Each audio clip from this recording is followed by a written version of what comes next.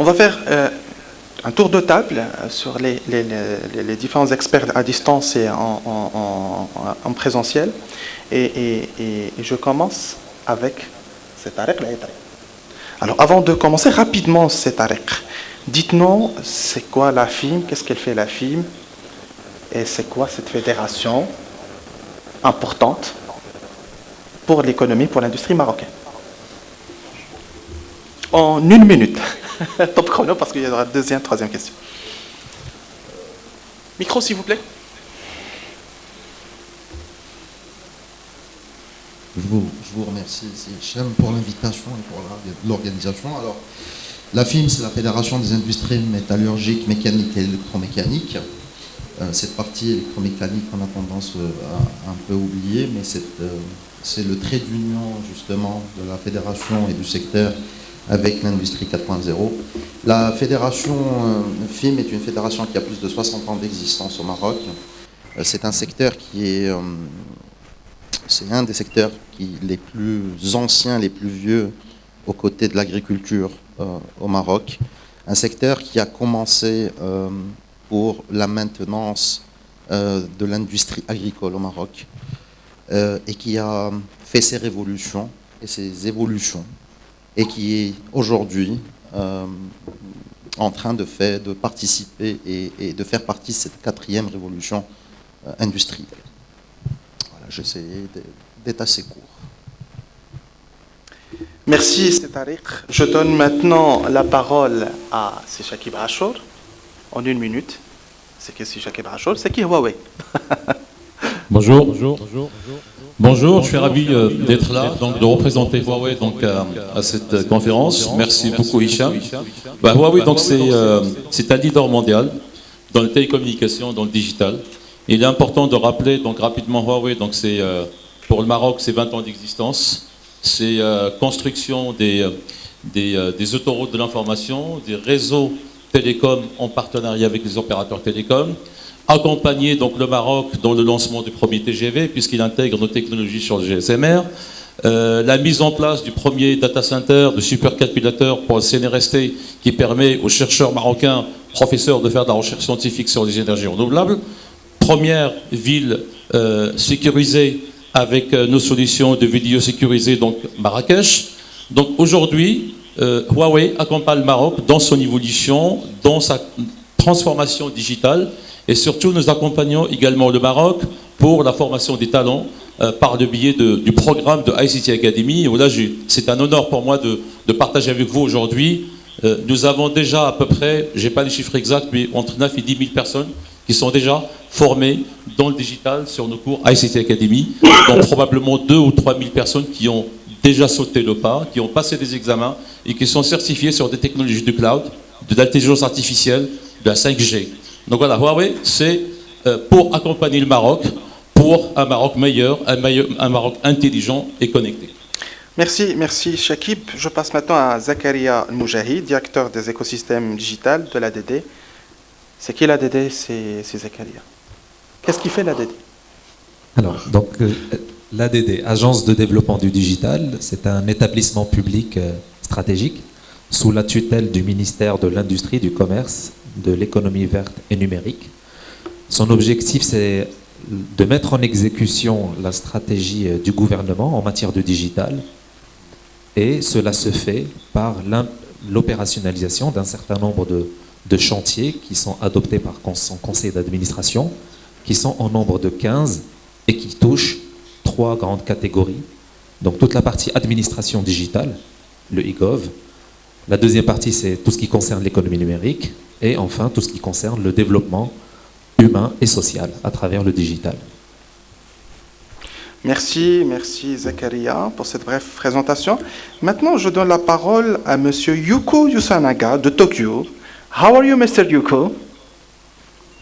Everything is okay at Tokyo? Yes, I can hear you. Thank you very much. Thank you very much, Mr. Yuko. Please, can you give me a small presentation about what you do in ITPTO and Yuko? Okay, thank you very much. It's my pleasure. May I share the small Just in 1 minute, just to let Okay. you know, in 1 minute presentation Okay. about ITPO, and after that I will give you the mic to speak about the first question. Okay? Okay.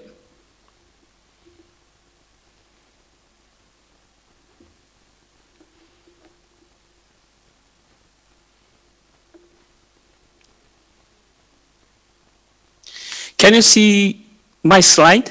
Sure, of course. It's okay. Okay, thank you. Ari, thank you very much, Ari, Excellencies, the distinguished guests, ladies and gentlemen. I'm Yuko Yasunaga, the head of the Investment and Technology Promotion Office, Tokyo UNIDO. I would like to talk about very briefly about first the government of Japan's policies for the promotion of fourth industrial revolution.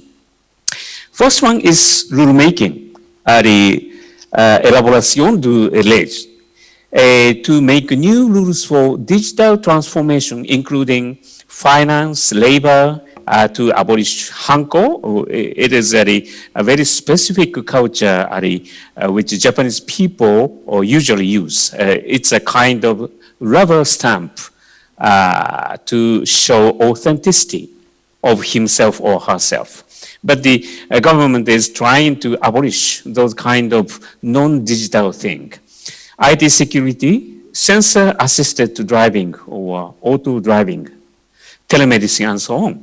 And to harness those policies and rules and regulations, the new governmental organization called Digital Agency will be established this autumn. Second one is the infrastructure development. Government is encouraging private business to promote 5G and post-5G network development, both in technology and both in business. And third one is the human resource development.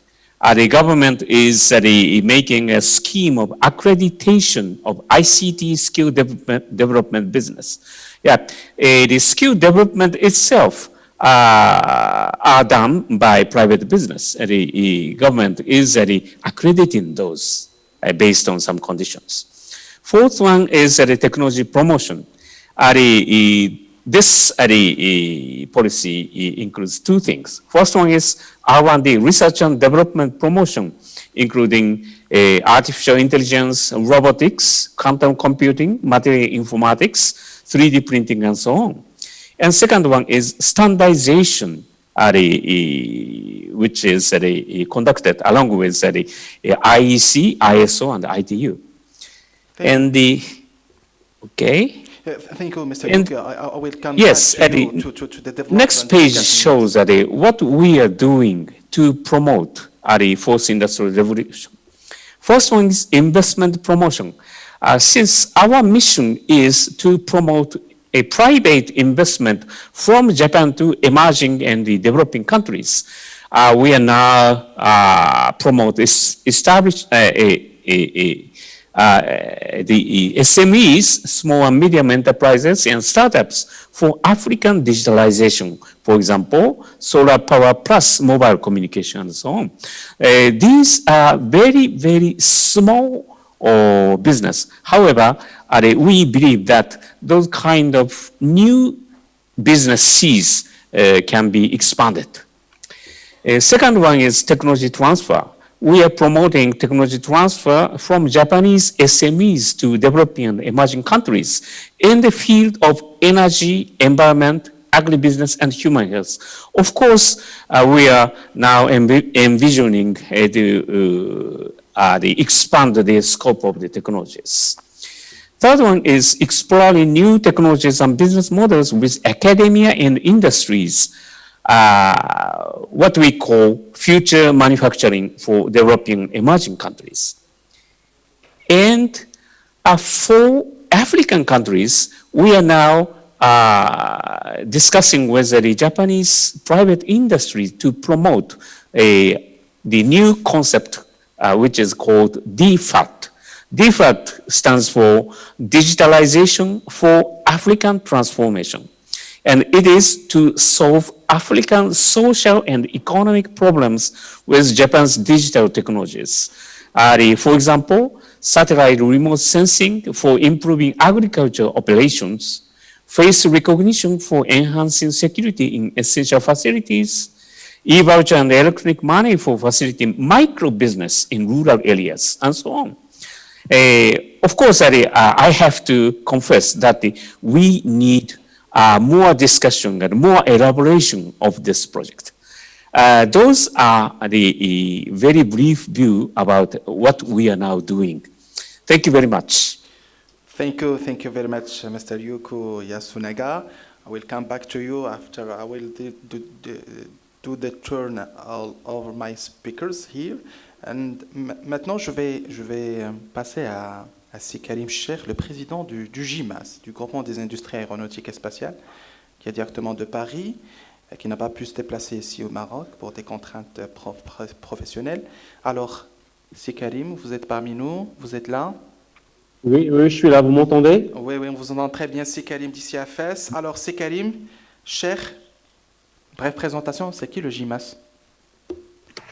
Le GIMAS, comme son nom l'indique, c'est le groupement des industries marocaines de l'aéronautique et du spatial qui fédère à peu près 140 opérateurs de diverses origines, Maroc, France, États-Unis, Canada, et qui aujourd'hui emploie pas loin de 20 000 personnes et qui génère un chiffre d'affaires à l'export de l'ordre de 1,9 milliard de dollars, chiffre de 2019.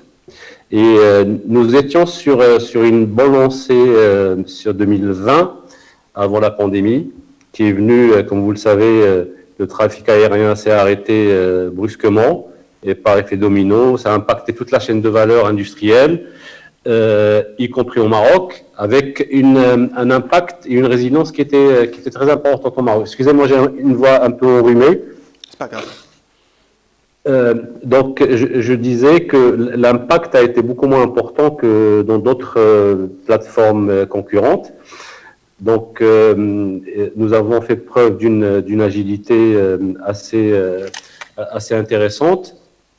Et nous continuons donc avec le plan de relance industrielle, avec nos opérateurs, de travailler justement sur le sujet qui nous réunit aujourd'hui, l'industrie 4.0, qui était un sujet d'actualité bien avant la pandémie. Il l'est toujours. Et aujourd'hui, il y a une chose qui n'a pas changé. La pandémie a changé beaucoup de choses, mais elle n'a pas changé la compétitivité industrielle. Très bien. Merci Karim, je reviens vers vous par la suite pour qu'on puisse vous des questions par rapport aux changements opérés. Et ça, je t'entends très mal. Oui, Karim, vous arrivez à m'entendre? Oui, de loin. Voilà, alors Karim, je disais que je reviens vers vous pour vous poser la question justement sur la partie de l'impact de la pandémie sur le secteur. Je reviendrai tout à l'heure. Donc je donne la parole maintenant à Cédric Lesri, le directeur général de Altran, qui est avec nous de Casablanca. C'est Lesri. Oui, bonjour à toutes et à tous. Très heureux d'être parmi vous. Vous m'entendez bien? Très bien. On vous entend bien. Excellent. Donc, Altran Maroc fait partie du groupe Capgemini. C'est un groupe de 270 000 personnes au niveau mondial. Dans la partie ingénierie, nous sommes 50 000 au niveau mondial, dont 1 800 au Maroc. Nous avons des ingénieurs, des hommes et des femmes. On a 43% de femmes au Maroc qui délivrent des services au niveau mondial sur des technologies avancées, dont l'industrie 4.0. Et donc, c'est à ce titre que nous partagerons nos vues sur le sujet. Très bien. Merci beaucoup, Cédric. Je donne la parole maintenant au docteur Lubna Bouarfa, qui est la CEO de OCRA. Comment allez-vous? How are you today? Fine, thank Dr. you. Bafou. Thank you for the invitation. It's my pleasure. This is the first time I speak in my origin country and my origin region, the Meknes, so it's a real pleasure. Thank you. You are welcome. Pour information, Dr. Bouarfa, je suis aussi originaire de Meknes. Pour information. Voilà. مرحبا بك. Shukran. So yeah, sorry for my English. I left Morocco 20 years ago. My French and Arabic are a little bit, especially professionally, English is my strength. So thank you for allowing that. So just to answer your question, Okra, so I'm the CEO of Okra and the founder, and Okra is an artificial intelligence company. So we're designing an entire ecosystem of products for pharmaceutical companies. They are using our AI solutions to interact with stakeholders, doctors, regulators, and payers to serve and bring innovative drugs faster to patients. So we've all learned with the COVID now how long this process takes. So we are based in Cambridge, the UK, and also with our office in the Netherlands. We also are on the cutting edge of AI. We're advising the European Commission in developing the ethical guidelines and the policy regulation around artificial intelligence. And now we're also advising the member states on how to set up the European health data space to ensure access to the different types of health data. So yeah, that's in a snapshot, and look forward to the questions coming. Thank you very much, dear Lubna. Je vais donner maintenant la parole à Ali El-Harti, le président de la FENELEC, c'est la Fédération des industries d'électronique et d'électricité et des énergies renouvelables. C'est Ali El-Harti. Vous êtes là parmi nous? Non, il n'est pas là, il s'est déconnecté. Alors, une fois de reconnexion, on va lui poser la question. Maintenant, je reviens vers Shakib Achour. Je pense que vous m'avez dit que vous avez une petite vidéo à exposer pour nos internautes. C'est quoi cette vidéo, c'est Shakib? C'est une vidéo qui résume Huawei, donc 20 ans au Maroc, qui sera suivie par une petite présentation de réflexion sur le développement de l'industrie 4.0 au Maroc. Très bien, vas-y. Régie, à vous.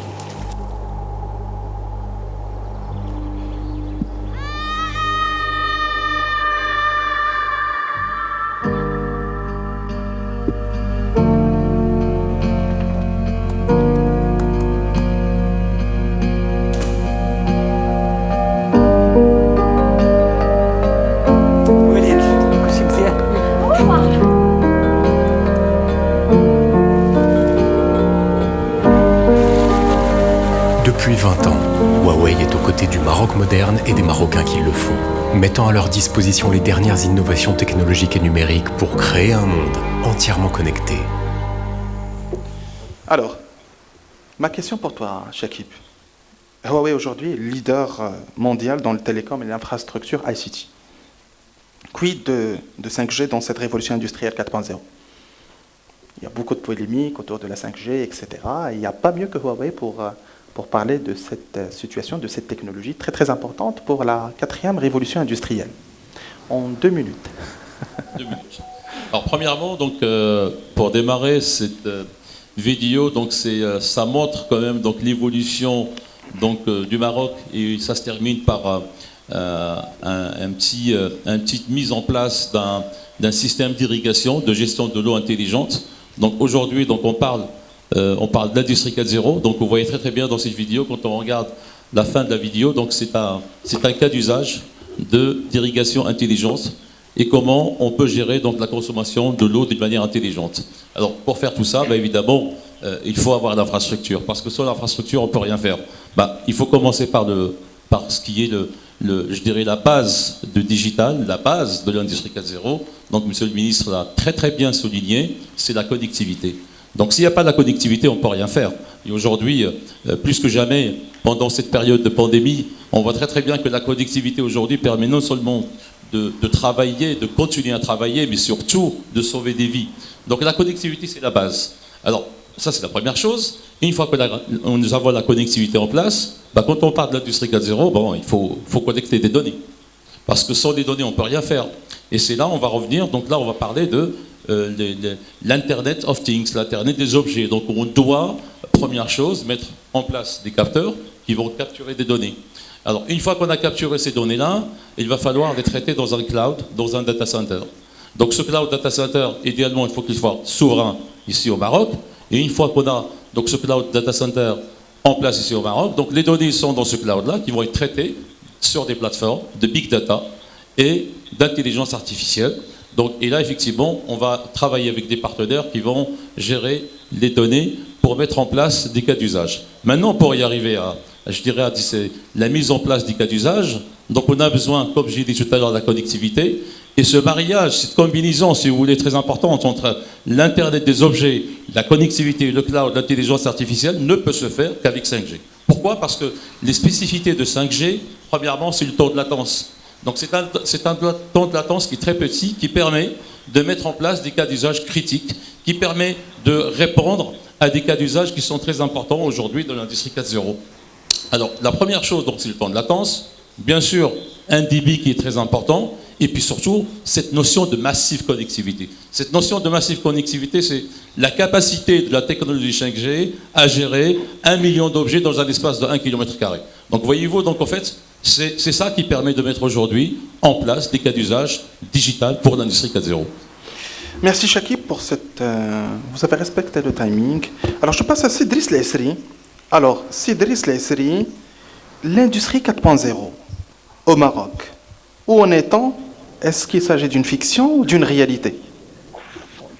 Donc, on est sur un élément qui est... Je vais présenter quelques slides rapidement.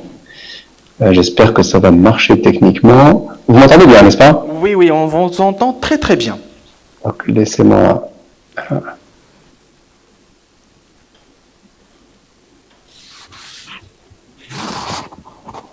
Et j'espère que l'ubiquité va fonctionner. C'est bon, et que vous voyez l'écran. on voit la présentation, elle est bien. D'accord, c'est super. Donc oui, réalité, on est dans une économie qui est, comme on l'a dit, résiliente. Et pour moi, la résilience, la résilience, c'est pour faire face à quoi? C'est pour faire face à un monde qu'on appelle un monde VUCA, un monde volatile.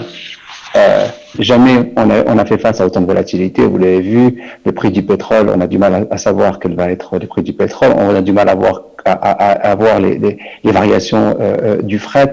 Tout ça, ça a un impact sur les coûts de production. On a une incertitude qui est élevée, et ça a été encore renforcé récemment avec la crise du Covid. On a une complexité qui est toujours plus importante. Et certains d'autres panélistes en ont parlé, Madame Boafa, Monsieur Azolinga et d'autres ici. Donc effectivement, dans une voiture, maintenant, c'est 10 puissance 32 combinaisons possibles, parce qu'on a toujours, et Monsieur Minute l'a parlé aussi, l'a dit aussi, c'est une question, on est toujours sur une situation où on a plus de complexité, plus de diversité pour les clients, et on a une réglementation qui est toujours plus exigeante. Vous voyez l'exigence des émissions CO2 par véhicule. Et donc, qu'est-ce qu'on peut attendre d'un monde VUCA et puis pour faire face à un monde VUCA, un monde volatile, incertain, complexe, ambigu, le 4.0 apporte agilité, robustesse, élasticité, capacité d'adaptation. Et donc, et là-dessus, comme ça vient d'être présenté par mon collègue de Huawei, de quoi on parle quand on parle d'industrie 4.0 et où on est le Maroc là-dedans et où est-ce qu'on en est? L'industrie 4.0, c'est des produits intelligents, c'est des usines intelligentes, c'est des supply chains intelligentes, et là vous voyez des technologies qui sont derrière, et tout ça dans un environnement qui doit être nécessairement avec de la cybersécurité. Donc je parle d'intelligence artificielle, de réalité augmentée, de robotique, de cloud, d'internet des objets, de blockchain, de big data. Alors prenons un exemple. La réalité augmentée. On peut, grâce à l'industrie 4.0, faire une maintenance à distance qui permet de mobiliser des experts 24 heures sur 24, 7 jours sur 7 pour assurer la continuité opérationnelle. Et ça, c'est grâce à quoi? À la réalité virtuelle. On a une tablette ou un smartphone, ce sont des projets réels qui ont été faits au niveau mondial dans le groupe. Donc, en termes de coûts, c'est pas très cher. En termes de facilité, c'est important et ça augmente la résilience en termes de continuité opérationnelle. C'est très concret. Vous avez un opérateur qui est au Maroc et qui peut faire appel à un expert au niveau international pour s'assurer de la continuité opérationnelle. Un autre exemple, et ça c'est dans la pharma, on a des capteurs qui permettent, dans une industrie pharmaceutique, de pouvoir avoir des alertes prédictives qui permettent d'avoir une agilité dans la chaîne de production. Et donc, grâce à l'intelligence artificielle, grâce à des capteurs, on est capable d'anticiper les pannes et faire en sorte que l'on peut continuer à avancer malgré les grosses variations, malgré les incertitudes, malgré la volatilité. Autre petit exemple, en supply chain, on a, là c'est une usine de BMW à Munich, on a, grâce à des systèmes connectés, la capacité, grâce à des robots logistiques, on a la capacité de suivre et d'adapter les évolutions au stock des fournisseurs. Donc ça, ce sont des petits exemples qui permettent d'avoir des éléments concrets. Alors au Maroc, on est dans une situation où c'est une terre de contraste, comme beaucoup. On a, comme vous l'avez vu, des centaines d'emplois qui sont liés à l'industrie 4.0. On a des hommes et des femmes qui travaillent tous les jours dans l'industrie 4.0, mais la masse encore du pays est encore assez loin de ces opportunités, de ces difficultés. Et donc, pour le moment, quand vous allez à Kenitra, quand vous allez à Tanger, quand vous allez dans un certain nombre de zones industrielles, on n'a rien à envier aux meilleures entreprises dans le monde. Nos ingénieurs n'ont rien à envier sur ces éléments, mais ça reste quelques centaines. Et donc, aujourd'hui, il y a un océan d'opportunités à capter. On est dans une révolution, c'est la 4e révolution, et ça offre de nombreuses opportunités à l'industrie et à l'économie marocaine. Donc Sidriss, il s'agit bel et bien d'une vraie réalité sur le marché marocain, et vous êtes la preuve. Donc il y a pas mal d'exemples concrets au Maroc qui utilisent aujourd'hui les technologies de l'industrie 4.0. Je passe maintenant à Karim Cheikh, le président du groupement des industries aéronautiques et spatiales, et pour voir plus concrètement qu'est-ce que fait le Maroc pour soutenir et inciter les industriels à investir dans l'industrie 4.0. Karim, tu m'entends de Paris ? Oui. J'entends très bien. On est à 4 km de distance. Tout à l'heure, je disais que la pandémie a changé beaucoup de choses, mais elle n'a pas changé la compétitivité industrielle qui est recherchée un peu partout chez nos concurrents. Aujourd'hui, le développement de l'industrie 4.0, c'est avant tout une volonté et une nécessité politique. L'objectif étant de donner un élan important à l'industrie, à l'industrialisation de notre pays, et puis à la modernisation de notre production. Monsieur le ministre de l'Industrie tout à l'heure l'a évoqué clairement. Donc il y a eu plusieurs plans au niveau international qui ont été élaborés. Je citerai, il y a eu une réflexion européenne sur la feuille de route pour les usines du futur. Il y a eu l'Industrie 4.0, le rapport allemand. Il y a eu le plan Obama. Il y a eu le plan national pour la nouvelle France industrielle. Et puis chez nous, notre fil d'Ariane, c'est le plan d'accélération industrielle, le plan de relance industrielle actuellement, et qui va dans la même voie que ce qui se fait ailleurs. Alors je voudrais juste faire, si tu permets Hicham, juste faire un focus très light sur le modèle de l'usine du futur, ou l'industrie 4.0, pour répondre à ce développement. Donc il faudrait que nos usines s'adaptent à la demande du consommateur, de fournir des produits personnalisés. Monsieur le professeur Bousmina, il en a parlé tout à l'heure. Avoir une organisation flexible et interactive avec le réseau de ses fournisseurs et de tous ses traitants. Des produits de haute qualité, durables et à des prix compétitifs. Donc on revient toujours à la compétitivité. Et puis concevoir des produits qui sont intégrés dans une chaîne de valeur. L'innovation, ça a été évoqué aussi, c'est introduire plus rapidement les innovations en s'appuyant sur des développements collectifs, c'est-à-dire l'entreprise étendue, et puis surtout, Céline connaît bien le sujet, réduire les temps de développement. Donc, qu'on aille du prototype à la production de série dans un laps de temps qui soit le plus court possible. Et puis, le sujet d'actualité aussi, c'est tout ce qui est la digitalisation. Il y a l'agence du digital qui est présente. Et puis, le projet qui a été annoncé hier par M. le ministre de l'Industrie, qui concerne la décarbonation et la consommation énergétique. Une autre organisation qui s'impose également, c'est de centrer l'usine 4.0, de la centrer sur l'humain, pour que l'humain puisse être au cœur du dispositif pour créer de la valeur ajoutée. Donc, on passe d'une production, d'usine centrée essentiellement sur la production, sur une usine un peu plus élargie et centré sur l'humain. Donc l'adaptation de ces usines 4.0, c'est pour s'adapter en fait aux nouveaux besoins sociétaux. Aujourd'hui, la population est de plus en plus exigeante, les normes aussi.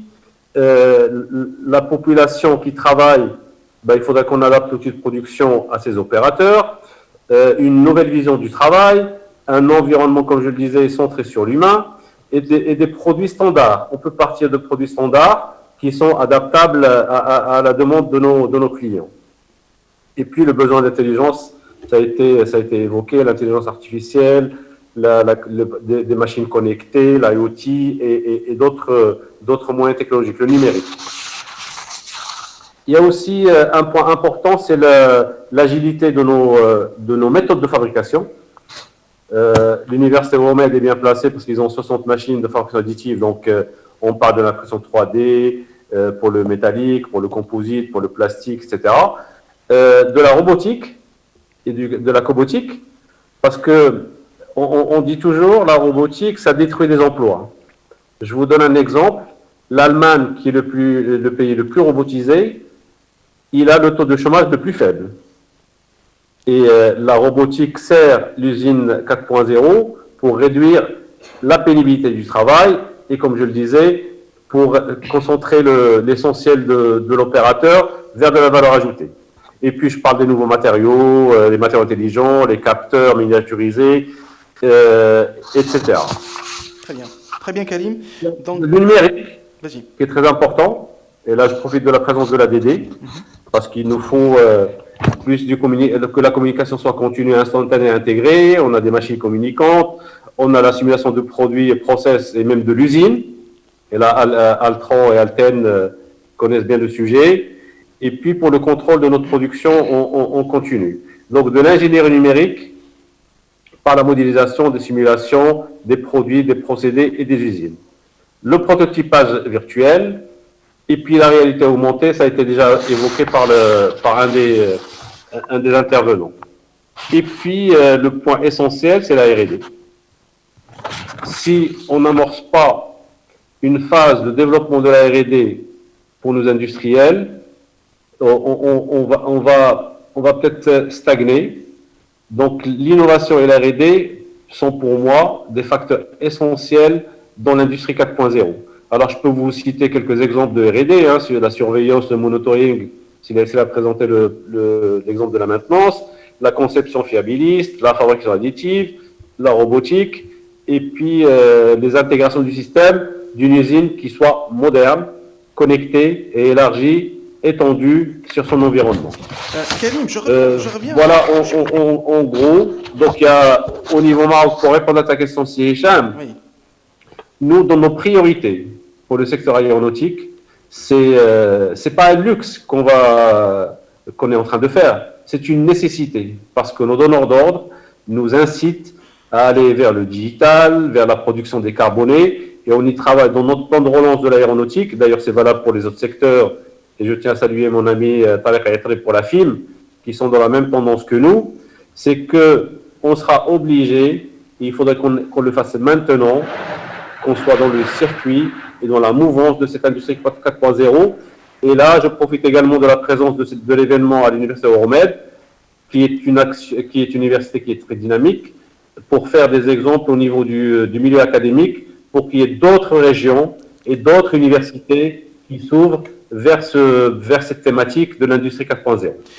Voilà, merci de m'avoir écouté. Désolé si j'étais redondant, mais la redondance dans ce cas de figure est une bonne chose parce que ça montre qu'on est aligné sur nos idées et on n'a plus qu'à y aller fortement avec une concertation avec les pouvoirs publics, avec nos fédérations, nos différentes fédérations, pour aller de l'avant et dire, voilà, nous avons notre place, et ça a été démontré dans beaucoup de secteurs industriels, nous avons notre place dans l'échiquier mondial, conservons et développons pour le bien de notre économie et pour le bien de notre jeunesse. Parce que je ne vous apprends rien en vous disant un emploi créé dans l'industrie génère 1 à 2 emplois dans les services et dans des emplois indirects.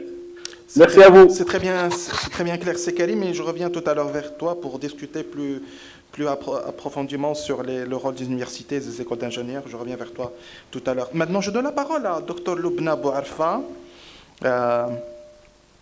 Lubna, do you hear me? Yes, I do. Oh, I'm okay. unmuted now. My question for you, how can the AI and technology 4.0 support that shift from a volume-driven to an outcome-driven economy? Thank you, Hisham. So first, now looking to this year, with the pandemic, the world has changed, and we know, unfortunately, we're not going to go back to what it was, and maybe it's good. I think we can see that some of the existing rules were dysfunctional, and we could see that, but we also saw that the virus has no borders, and still two close countries had different responses. And now with this new variants being discovered seemingly every week, so the uncertainty is unlikely to disappear. And that's where, the fourth industries, the AI, the probabilistic technologies come into play.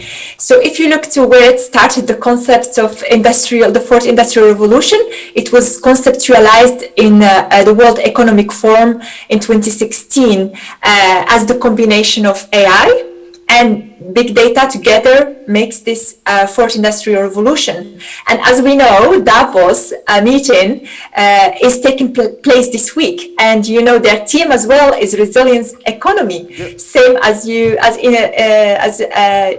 team here. So if we look to artificial intelligence as the new electricity, this technology that's going to reshape our society like electricity shaped our society 100 years ago.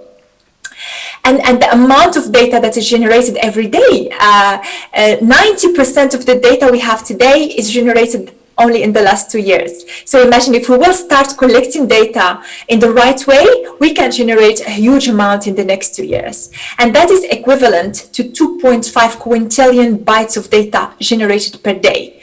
So what happened? We reached this inflection point last year, 2020. And what is happening? It's bringing this series of transformations. So in Davos and the World Economic this week, it's not only about the fourth industrial revolution, it's about these technologies together with the pandemic. What shall we do? And so a lot of things happened in the last year. Free movement moved from global to local. Decision-making moved from structured to agile. Workforce from rigid to flexible. And business models, which your question too, moved from volume-driven to value-driven. And that's happening right now. It's not like it's going to happen overnight, but a lot of these things happened overnight. And while we were thinking in the old mindset, analytically, how to be competitive under the new world of the fourth industrial revolution, the world changed overnight in March. So the old world, a long-term strategy is defined. We have a goal, we have tasks, we have linear processes, and overnight, the COVID data starts streaming, and we have the number of deaths, the new cases, and then our strategy shifted from task-oriented to data-driven. Governments, pharmaceutical companies, many stakeholders moved to the data, and then we moved to this probabilistic inference, and we clearly COVID, as my co-panelists and others said, speeded the shift to this new world in an unexpected way. So an example from my industry, Okra works with life sciences. So it took us before 10 years in average to make a vaccine, and we moved that to 10 months under the current condition. So in the new world, we don't have much of a cause and effect relationship. We have more of a correlation. Right now, the adoption of new technologies is not driven by a choice. It's driven by state of emergency or even by state of survival. And to be more competitive now, we need to embrace the uncertainty and adopt data-driven technologies and open new doors for experimentation. And we all know there is this one country that is far ahead in providing vaccines, Israel. Let's take a look at Israel and see why they had such a quick rollout. Is it because they were well prepared for emergency situations? Is it because they have a well-coordinated healthcare system? or because they got a good supply of the vaccines. Well, this is all true, but the main reason is because they have got a good, well-coordinated health data.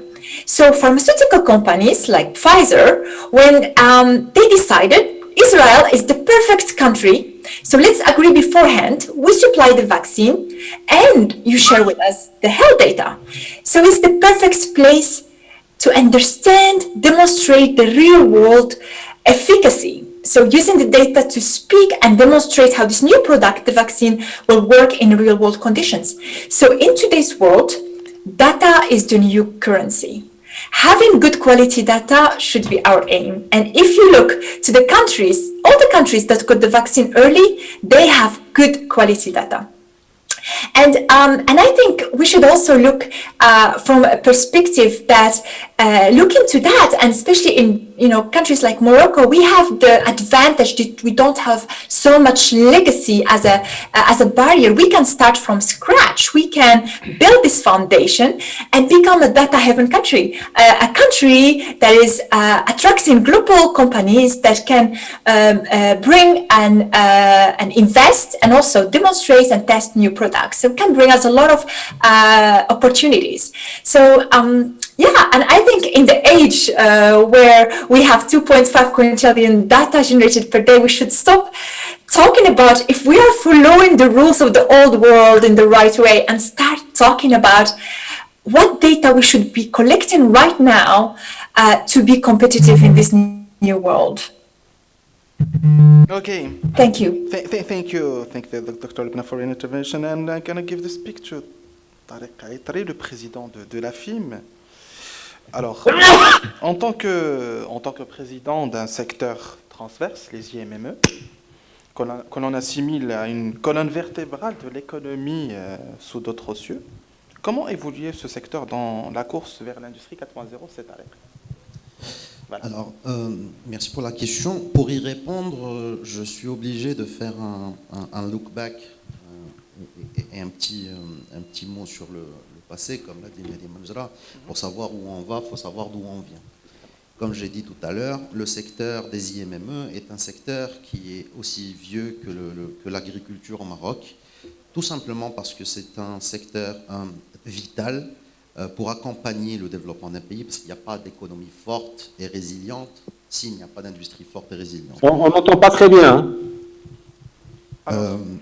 J'essaie de parler plus fort. Voilà. C'est Karim. Voilà. Merci, c'est Tarek. Donc, le secteur des IMME a toujours collé et suivi toutes les révolutions et évolutions industrielles. Ce n'est pas, comme l'a dit Sikarim, ce n'est pas un luxe, c'est une nécessité, c'est une question de vie ou de mort. Et ça fait partie de l'ADN du secteur industriel, surtout du secteur IMME. Les IMME se transforment et se collent donc à l'évolution industrielle. On a vécu pendant toutes les dernières décennies, on a vu l'introduction de technologies de rupture, notamment la robotisation, l'automatisme, la connectivité. C'est quelque chose qui existe dans l'industrie des IMM, dans la fabrication des machines industrielles depuis plus de 15 ans, au fait. Et bientôt, on assistera à l'introduction de la fabrication additive en grande masse. Le secteur des IMM, et je tiens toujours à le souligner, c'est le secteur des industries métallurgiques, mécaniques et électromécaniques.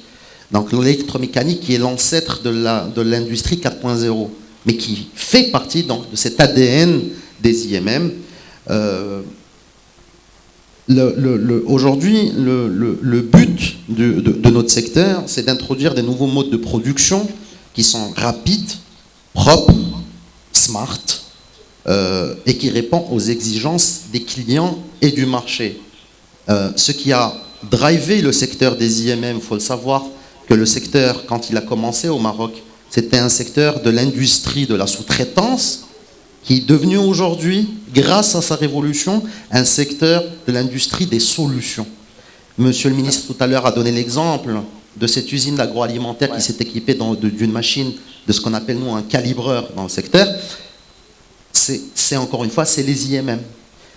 Ce qu'il faut aussi comprendre, c'est que le secteur des IMM est à la fois fabricant et fournisseur de solutions 4.0 et en même temps consommateur de l'industrie 4.0. Nous sommes sur les two ways aujourd'hui.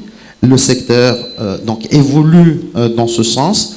Nous, en termes de fourniture de solutions 4.0, d'ailleurs de grands noms de l'industrie marocaine ont contribué à faire notre fierté nationale qui est l'OCP, qui ont réussi à faire aussi notre fierté qui sont les centrales d'énergie renouvelable, et cela a été fait grâce à des nouvelles technologies, des technologies de rupture. Maintenant, comme l'a bien dit Karim, et ce que j'apprécie bien, c'est qu'en fait tous les intervenants convergent vers les mêmes idées. Parler d'industrie 4.0, c'est parler pas que de révolution, il faut parler d'évolution. L'évolution des esprits, l'évolution des moyens, mais l'évolution aussi de l'humain. Il ne faut pas considérer que l'industrie 4.0 est un ennemi de la main-d'œuvre. Au contraire, c'est un moyen d'évolution du niveau de qualification des workers. Mais aujourd'hui, on entend parler plus dans les usines d'analystes big data, de programmeurs industriels. Ce sont des nouveaux métiers. Donc, c'est des nouveaux métiers, mais ce ne sont pas des nouvelles personnes. Ce sont les personnes qui ont évolué dans leur secteur. Il y a aussi cette partie qui est bien sûr obligatoire, c'est l'innovation. On ne peut pas parler de 4.0 si on n'innove pas. On ne peut pas parler de 4.0 si on ne fait pas de la recherche et développement. Ce sont deux choses obligatoires, ce n'est pas un luxe, c'est une obligation. Encore une fois, on a eu des cas concrets, on a des cas concrets, on le fait tous les jours, mais les acteurs du secteur des IMM doivent bien comprendre les enjeux de cette évolution industrielle internationale pour avoir une pérennité, pour s'exporter davantage et donc opter pour des solutions techniques et technologiques qui répondent à cette quatrième révolution. Très bien résumé, Monsieur le Président. Maintenant, je donne la parole à Zakaria Moujahid de l'Agence de développement digital. Concrètement, comment est-ce que vous percevez le rôle de l'importance de l'industrie 4.0 dans la résilience économique marocaine pour l'État, de la réalité marocaine surtout? Alors, nous, côté ADD, on a effectivement vécu cette crise un petit peu comme tout le monde. Et puis, courant mois de mai dernier, vraiment au milieu de la crise, on était encore en plein confinement. On avait déjà commencé à entrevoir la partie, le moment de déconfinement, le plan de relance et un certain nombre de sujets. Et la question de la résilience de l'économie s'est posée exactement à ce moment-là. Parce que nous avions un vécu et nous envisagions déjà, comme le reste du monde, comment est-ce que nous pouvions utiliser cette crise et nos apprentissages pour pouvoir aborder le monde de demain qui est différent. Alors ce que nous avons fait, c'est que là, je pense qu'il y a eu un effort collectif de tout le monde au sein de l'agence, tout le monde a y contribué, c'est une réflexion sur cette question de la résilience. Et les départements qui ont pris en charge effectivement cette question, on est sorti avec quelques conclusions très fortes. Déjà sur, si je restreins le périmètre de l'économie numérique, et plus précisément cette question de l'industrie 4.0, on s'est dit que cette question-là devait rester au centre des projets que l'agence porte.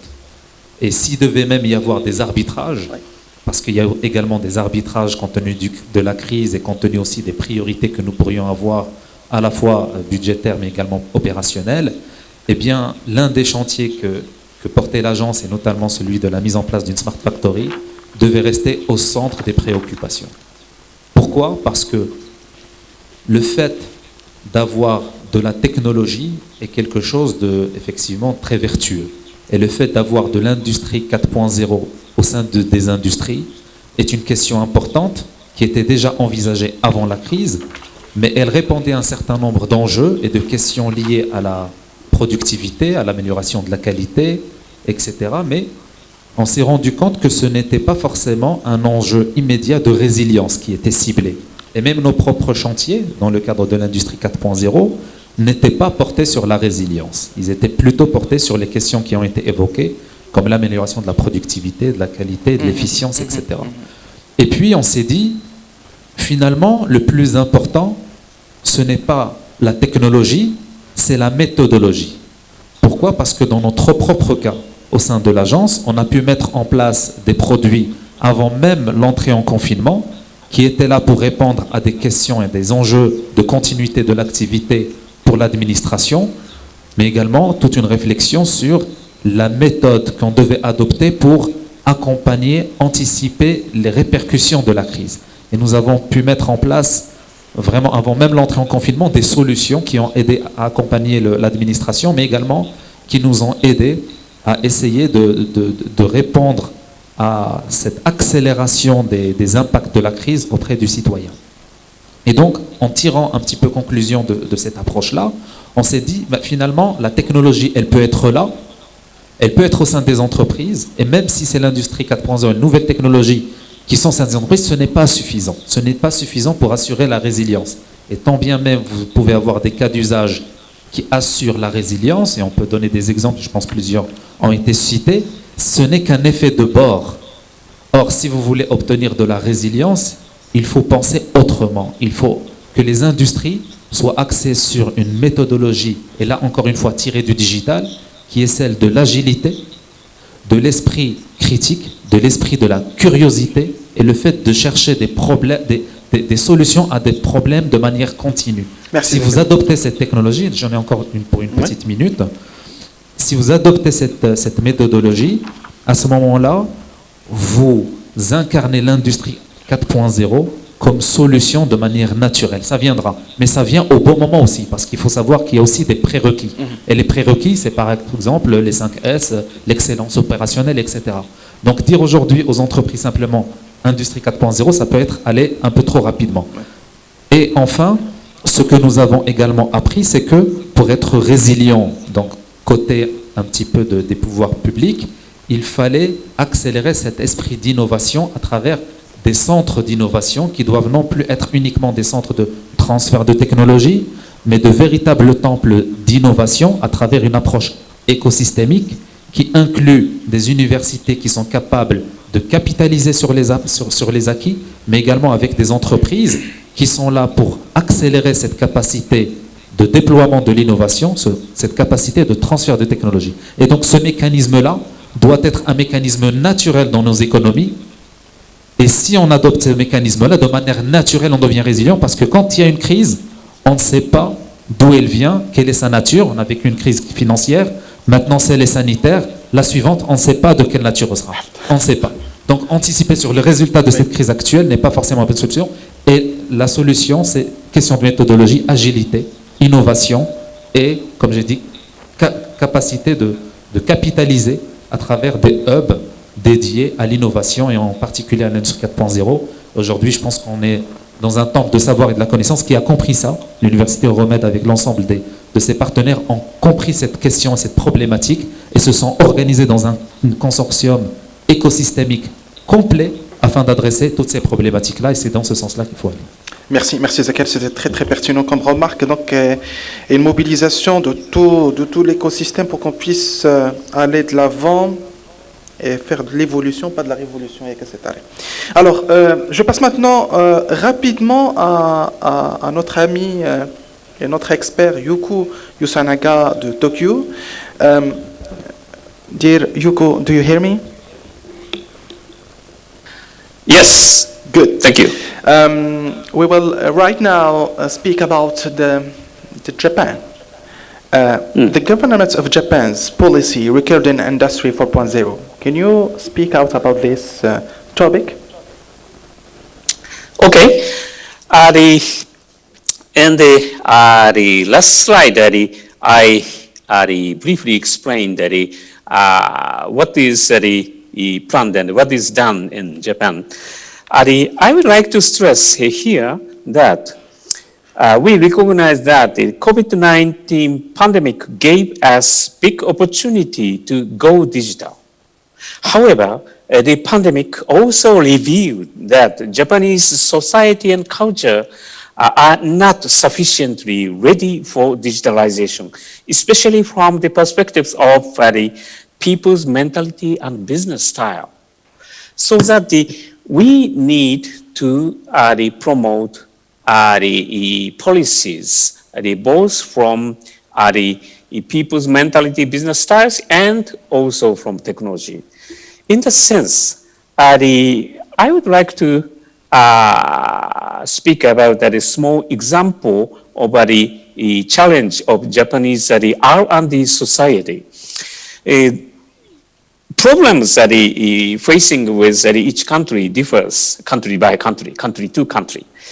For example, in Japan, one of the big problems in workforce is the decrease in population or aging population, so that we need to cope with that situation. For example, the robot is very well to work in a pre-programmed way.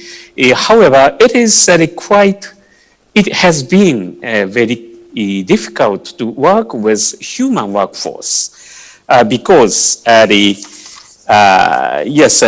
human workforce can sense what is going on in the circumstance of his or her area and can adjust instantly. However, flexible combination of robotics and AI plus big data make a big contribution.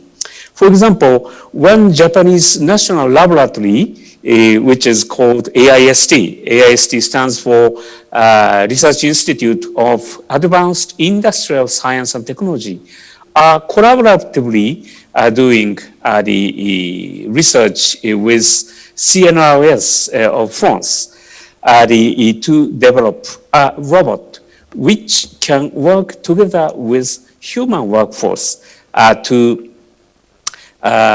solve the problems of the decrease in the workforce population, and also to help the human workforce to avoid risky works. So today, technology is well advanced, and the combination of the AI plus robotics can save us much. In addition,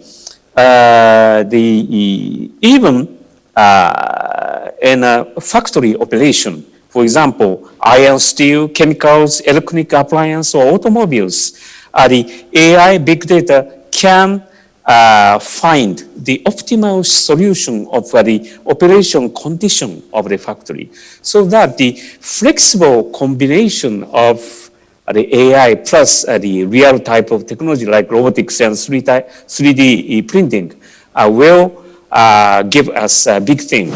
So this is the Japanese way of thinking.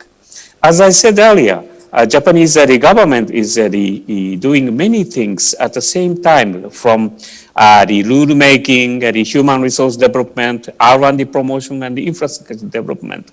But we need to know that the people's the mentality and the trade practice is also sometimes they are big obstacles to introduce the fourth industrial revolution type of practice. So in order to solve that, we need more exercise. Thank you very much. Thank you, Mr. Yusanaga, for your intervention. I'm going to give the speech to Shakib Ashour. Ma deuxième question pour toi, Shakib. Est-ce que tu peux partager avec nous la vision de Huawei, votre expérience, un exemple réussi ou un cas d'usage sur l'utilisation des IoT, des technologies de l'industrie 4.0 qui peuvent être très très efficientes pour l'amélioration de la productivité, de l'efficacité, de l'économie. Shakib. Merci. Alors, je crois que j'ai prévu quelques slides. Si on peut aller sur le troisième chapitre, qui des recommandations que nous, Huawei, on peut effectivement, on souhaite partager donc pour un développement digital et un développement, je dirais, pour l'industrie 4.0 au Maroc. Alors, on va aller directement sur le troisième chapitre parce que ça, c'est des choses qu'on a déjà dit. Voilà, donc continuer, donc on va continuer, voilà. Donc à partir de là, donc c'est bon. Alors là, j'aimerais bien quand même, premièrement, partager avec vous ce qu'on appelle exactement un Smart Factory. Et ça, c'est un exemple qui vient d'un client concret avec qui on travaille aujourd'hui, qui est leader dans la fabrication de la climatisation. Voilà ce que c'est un Smart Factory. Et Smart Factory, avec l'industrie 4.0, ne peut fonctionner s'il y a des plateformes de cloud, de la connectivité, de ce qu'on appelle l'Internet des objets pour mettre en place des véhicules automatisés, et bien sûr ce que vous voyez côté rouge, ce qu'on appelle le Digital Twin, la modélisation pour pouvoir effectivement mettre en place la transformation digitale, et la partie ER Training. Donc ça, c'est ce qu'on appelle un Smart Factory. Tout à l'heure, M. Bousmina, il a parlé de Smart Factory qu'ils vont développer ici à Euromed. Nous serons ravis de travailler avec vous sur cette factory parce que nous avons la connaissance et l'expérience et nous serons ravis de partager avec vous cette expérience. Le prochain slide, s'il vous plaît. Alors, une fois qu'on a parlé de cet exemple de Smart Factory, il est important de partager avec vous ce slide. Ce que je souhaite partager avec vous ce slide, c'est le message, c'est quand on parle de digital, on parle de Smart Factory, ou on parle de l'industrie 4.0, il est important de situer des choses par rapport à la capacité du pays. Donc il faut avoir une vision stratégique. Alors, quand vous regardez ce slide-là, vous avez à gauche la partie technologie, design, product. Là, on parle de ce qu'on appelle Innovation Hub. Alors, c'est des pays qui ont une vision d'innovation. C'est le cas, par exemple, de l'Allemagne. L'Allemagne, clairement, leur stratégie pour la transformation digitale, c'est d'être leader en industrie 4.0 à l'horizon de 2025. Ils viennent d'investir 3 milliards de dollars dans l'intelligence artificielle. Voilà, ça c'est concret. Le cas de la Corée du Sud, c'est exactement l'innovation. Alors, vous allez me dire, dans tout ça, effectivement, on ne voit pas le Maroc. Oui, le Maroc, moi je pense qu'il doit être situé quelque part, on n'est pas dans l'innovation non plus, mais on est quelque part, on peut être dans la partie hub, entre le hub et la partie consommation. Alors, quand on regarde ici la partie business hub, donc c'est le cas par exemple des Émirats qui ont investi massivement sur l'intelligence artificielle. Ils ont même nommé un ministre qui va être en charge d'intelligence artificielle. Je pense que la vision du Maroc doit être située entre la partie trade et la partie consommation. Là, voilà. Alors, par rapport à ça, donc, effectivement, nous avons quelques recommandations qui sont très importantes. Quand on parle du développement de l'industrie 4.0, c'est quand même, premièrement, c'est le développement des digital, c'est d'avoir une plateforme de paiement digitalisée. Ça, c'est la première chose. Ça permet de favoriser la consommation et donc accroître effectivement les besoins en termes de commerce électronique, etc. La deuxième chose, c'est qu'il faut un investissement très important pour mettre en place une infrastructure digitale robuste. Et là, je parle de quoi? Je parle de 5G, je parle de la fibre, je parle du cloud, et je parle effectivement de mettre le focus sur des choses sur lesquelles effectivement doivent rendre service au Maroc. Le cas du Maroc, ça peut être effectivement aujourd'hui dans la partie des ports, par exemple à Tanger. On peut très bien travailler sur Tanger pour un port intelligent. Aujourd'hui, on travaille sur le port de Rotterdam. Donc on a mis en place ce qu'on appelle Smart Port aujourd'hui avec la digitalisation et l'industrie 4.0. Bien sûr, la quatrième partie qui est très importante, tout ça ne peut être effectivement mis en place que si dans le cadre d'une vision globale digitale du pays. Donc effectivement, englober également la partie e-gov et surtout la partie les données qui doivent être partagées pour qu'on puisse effectivement mettre en place l'innovation. Le dernier, le prochain slide, s'il vous plaît. Alors voilà, donc le Maroc, enfin, ça c'est des use cases que je partage avec vous. Donc Huawei est là pour travailler avec vous, pour mettre en place ces cas d'usage. Tout à l'heure, j'ai parlé des ports intelligents. On peut parler également des mines. Donc on a des références dans les mines, ça c'est des choses qu'on peut mettre en place. On a également ce qu'on appelle la vraie Smart Factory, donc l'industrie de voitures, qu'on peut effectivement faire évoluer vers une industrie 4.0. Donc il y a beaucoup de cas d'usage, mais on peut rajouter des cas d'usage qui sont spécifiques, qui sont des leviers économiques pour le Maroc, par exemple, dans l'élevage du poisson. Aujourd'hui, on a un formidable use case, c'est un cas réel en Norvège. Donc on travaille avec le Norvège sur l'élevage du saumon. En utilisant l'IoT, des caméras intelligentes 5G, ce qui permet d'avoir une meilleure productivité et une baisse de TCO. Le prochain slide. Et pour finir, c'est un white paper que nous avons développé avec un grand cabinet international sur la vision, comment on peut mettre vraiment cette industrie 4.0, ce qu'on appelle le Blueprint for Digital Success, qui schématisé ici sur 6 axes.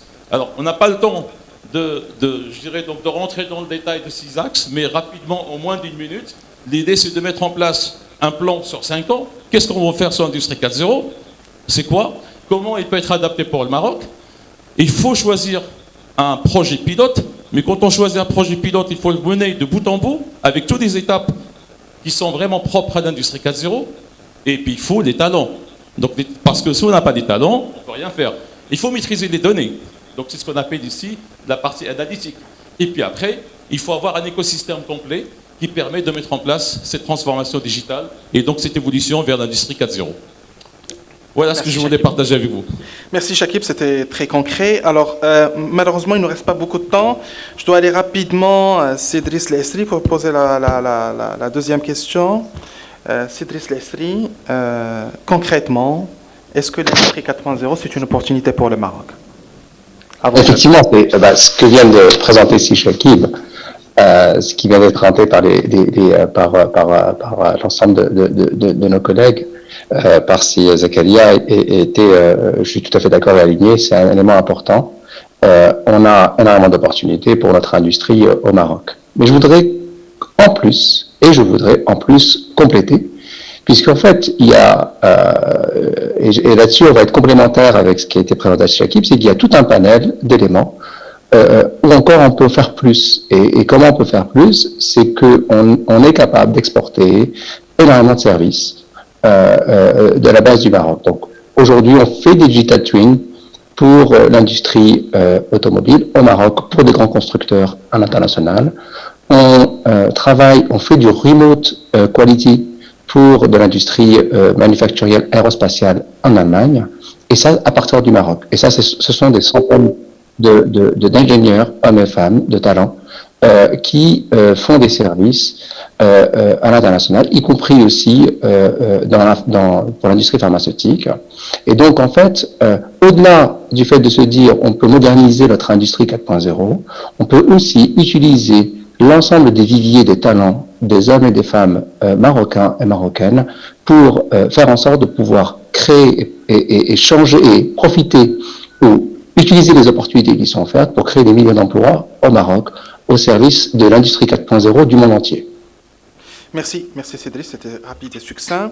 Maintenant, Karim, vous avez tout à l'heure parlé des opportunités de collaboration avec les universités, l'école d'ingénieurs et les clusters pour accompagner les PME et les PMI et s'approprier les briques technologies de l'industrie 4.0.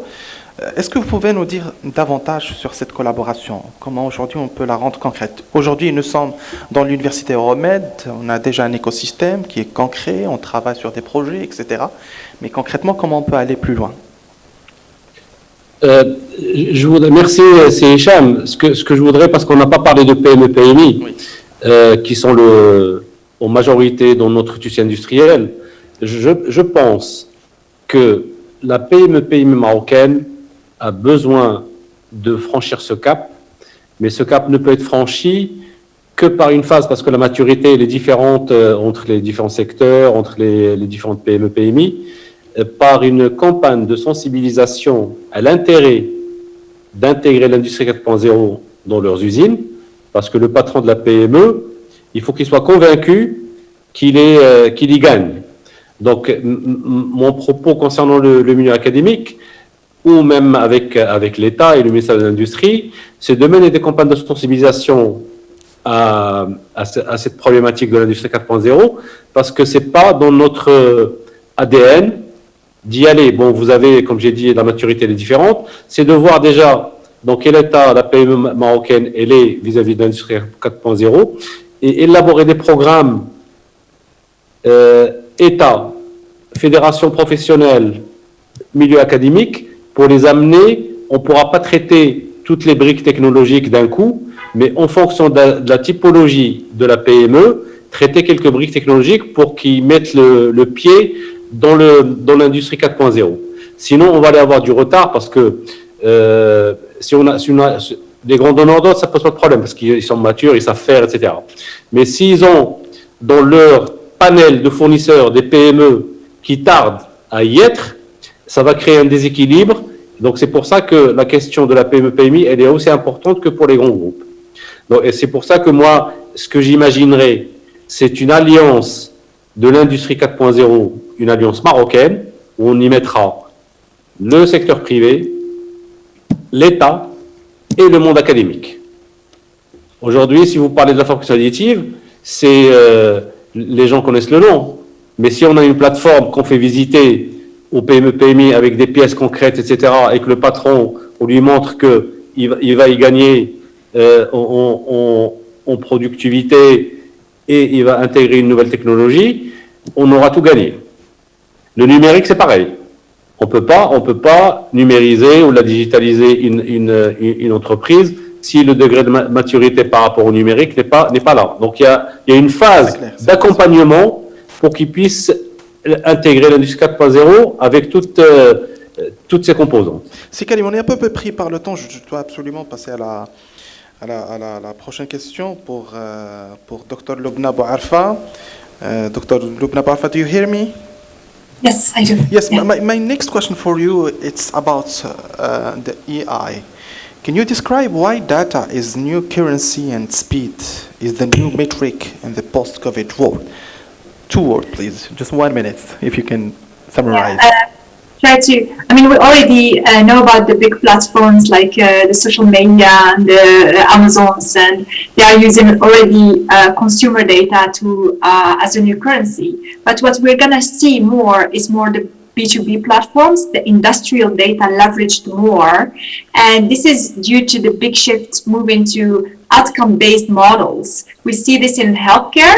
We see this in agriculture. Instead of paying for the pill in healthcare, we want to pay for the outcome to get better.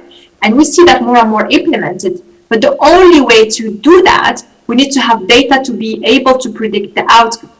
And the example of the vaccines I gave earlier in Israel, how Israel opened the country as a sandbox environment, you could see that will always take place at the beginning of every new product to be able to measure the value of it. And then if we make our countries collect more data and create the ability to test more products, that will enable us to be ahead and to leverage industrial data and then by not compromising on privacy to as the new currency for our economies. Thank you very much, Dr. Lubna. Maintenant, Monsieur le Président de la FIM, on a parlé des opportunités. Aujourd'hui, est-ce qu'il y a des vraies opportunités pour les IMME au Maroc, pour l'industrie 4.0? Alors la réponse la plus courte, c'est oui. Absolument oui. Très bien.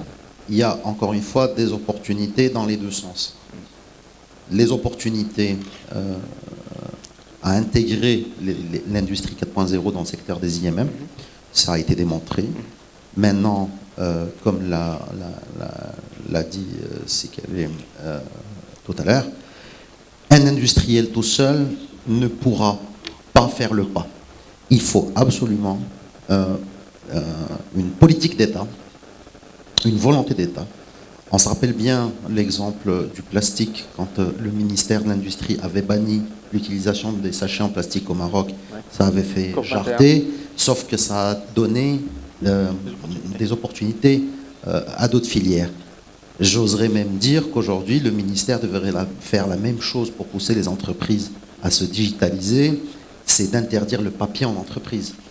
Et voilà, ça c'est des opportunités et des façons de pousser. Mais encore une fois, un industriel tout seul ne pourra jamais faire le pas tout seul. Il faut une politique d'État et une mobilisation des pouvoirs publics pour pousser les gens à intégrer cette industrie 4.0. Mais voilà, pour répondre à la question, le secteur des IMM est plein d'opportunités pour les emplois, comme c'est un secteur qui est pourvoyeur d'emplois. Il y a d'énormément d'opportunités pour révolutionner et faire évoluer l'emploi au sein du secteur. Très bien. Merci Setarikh. Rapidement, c'est Zakaria Moujahid. Le positionnement de l'ADD, on sait très bien que l'enjeu est très important de l'industrie 4.0. On doit s'adapter. Vous avez parlé d'une méthodologie. Aujourd'hui, le positionnement de l'ADD en 1 minute par rapport à cet enjeu important. Donc, le positionnement de l'ADD, initialement et depuis maintenant 2 ans, c'est d'avoir effectivement mis dans le cadre de l'un de ces 15 chantiers prioritaires la question de l'industrie 4.0 comme étant un fondamental. Et dans ce cadre-là, il y a un chantier qui s'appelle Smart Factory, qui était initialement dédié, on va dire, à la mise en place d'une usine modèle, dont l'objectif est d'accompagner les PME à accéder à ces technologies-là par de la sensibilisation, de l'accompagnement, des démonstrations et du transfert de technologies. Comme j'ai dit tout à l'heure, cette pandémie, et pour des besoins aussi de résilience, nous a obligés à penser au-delà de cet objectif de transfert de technologie.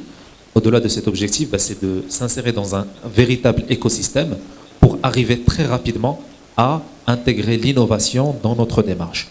Et dans ce cadre-là, donc le positionnement, c'est de travailler, comme j'ai dit tout à l'heure, avec un écosystème complet, université, entreprise, centre de R&D, pour pouvoir justement développer cet écosystème complet, à la fois de transfert de technologie et d'innovation. Et il y a des discussions qui sont en cours avec beaucoup de partenaires, notamment aussi donc l'Euromé de Fès et l'ensemble du consortium dans ce cadre-là. Et il y a beaucoup d'écosystèmes qui se développent au Maroc avec une vivacité très très forte. Et donc nous sommes dans cette approche-là aussi de véritablement voir ces écosystèmes se développer et d'essayer de les accompagner de la meilleure manière que nous pouvons. Merci Zakaria. Je retiens bien aussi l'intervention, la proposition de Sikarim Bencheikh, le président de la GIMAS, qui appelait à l'Alliance marocaine pour l'industrie 4.0. Ça serait peut-être une bonne idée qu'on commence les discussions dès maintenant pendant ce forum. Alors, il me reste une dernière question rapide pour Yuko du Japon. Alors, Yuko, do you hear me? Yes. In 1 minute, please. Okay. Can you present the ITPO Tokyo and its role to promote Industry 4.0 in Japan, just to inspire from this experience for Moroccan people, for Moroccan country, and why not for African country? Thank you. Yes. 1 minute. ITPO is designed, mandated to promote the outward investment flow from Japan to developing and emerging country.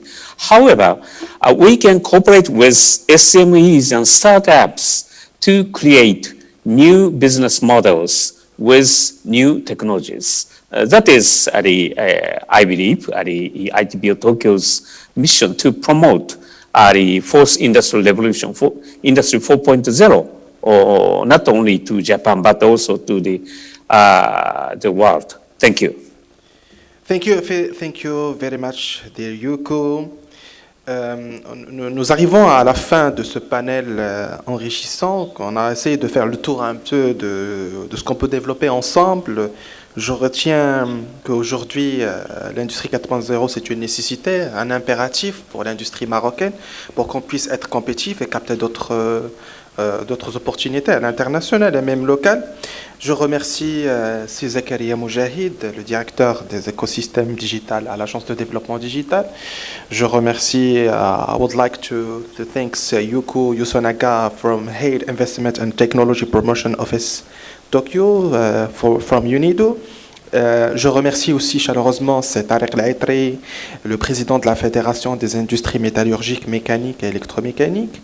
I would like to thank Mrs. Lobna Bouarfa, CEO of Okra. Je remercie aussi Karim Chir, le président de GIMAS, Cédric Lestri, le directeur général de Altran, et notre partenaire, c'est Shakib Achour, Marketing Strategy Director from Huawei.